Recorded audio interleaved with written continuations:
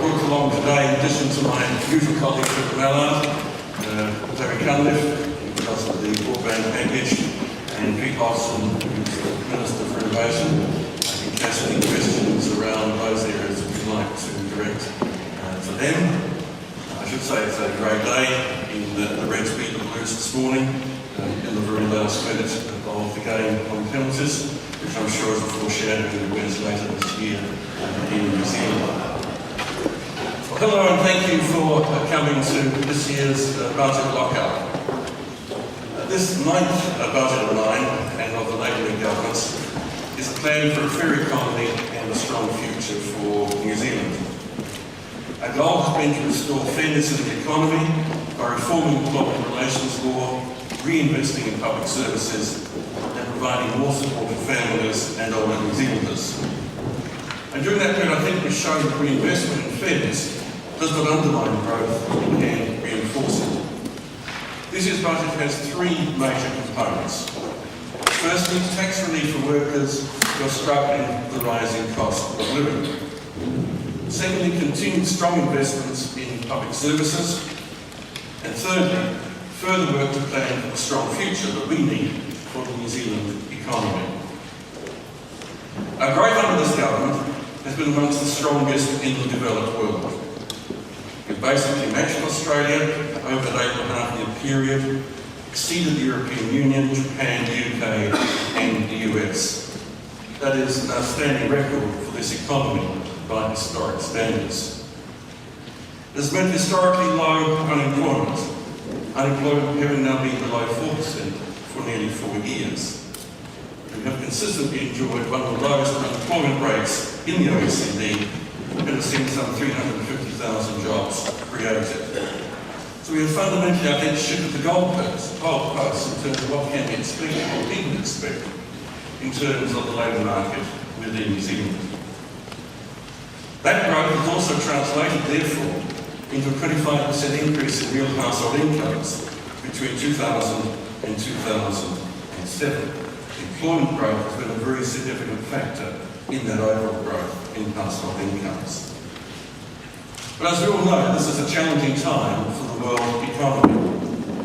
We're confronting an environment which is probably the most challenging we've seen for something like a decade at the very least. Food and oil prices will soar far higher and faster than we've seen for a long period. And there are serious fears that these increases will impoverish tens of billions of people in developing countries. The continued fallout from the subprime mortgage crisis in the United States has led to a global credit crunch, millions of foreclosures in North America, the collapse of investment banking and tumultuous year so far on the global share markets. An economic outlook in key drivers such as the US, the European Union, and indeed the UK has deteriorated significantly. Obviously, we cannot be isolated from the effects of these challenges which are being felt here in New Zealand. The combined impact of food, petrol and mortgage rate increases have decreased disposable income for many families. And while households are wealthier in real terms than they were 8 years ago, they're clearly finding it tougher to make ends meet, and some will have reason to feel poorer than they did this time last year. On top of this, of course, we've had a summer drought in New Zealand, which has hit many farmers and a number of regional economies, and the effects of that will flow through into next year. Over recent weeks, particularly, we've seen a number of indicators from house prices and sales, retail spending, and even employment numbers, pointing to a real slowdown in the economy. Treasury has therefore revised down growth forecasts from the half-year update. They now expect growth to fall below 2% over the next year, before picking up towards 3% later in the forecast period. For those who remember that term, that is over the coming 4 years, and is the forecast period that Treasury uses. They're not at this point predicting a recession.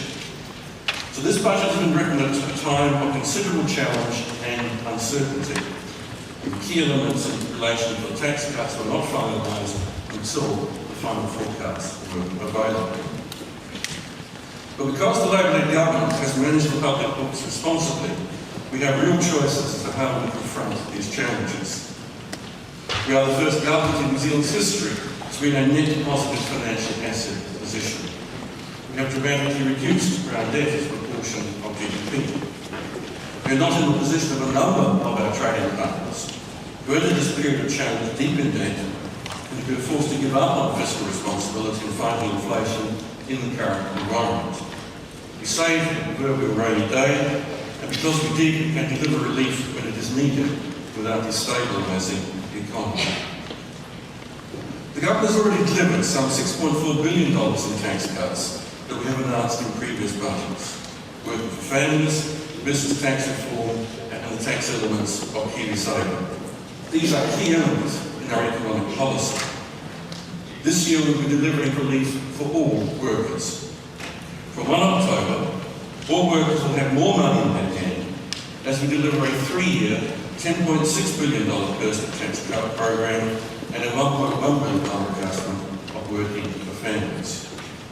At full implementation, the package will deliver a new bottom tax rate of 12.5% for the first $20,000 of income.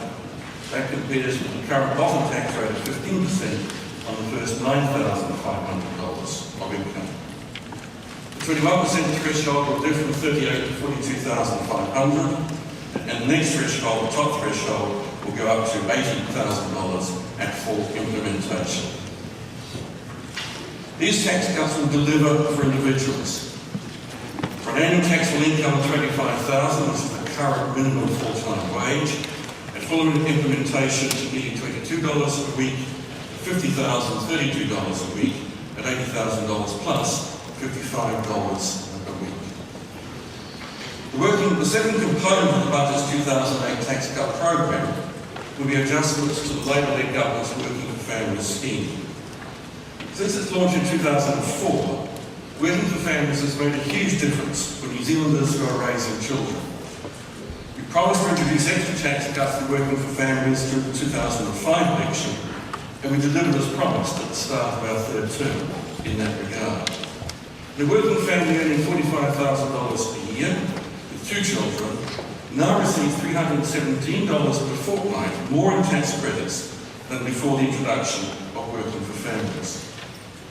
It's important to remember that beneficiary families do gain from the package as well, but we stand by our decision to make work pay more than the benefit by the in-work payment. Working for Families legislation, which I think has been forgotten by many people, required indexation of tax credits once inflation had reached 5% cumulatively. That would require us to index the scheme on 1 April next year and again on 1 April 2011.